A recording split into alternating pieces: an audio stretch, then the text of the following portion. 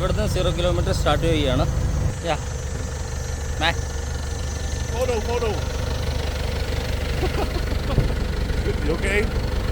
Just a minute.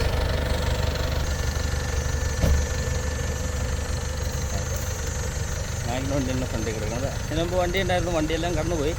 ഞങ്ങൾ കുറച്ച്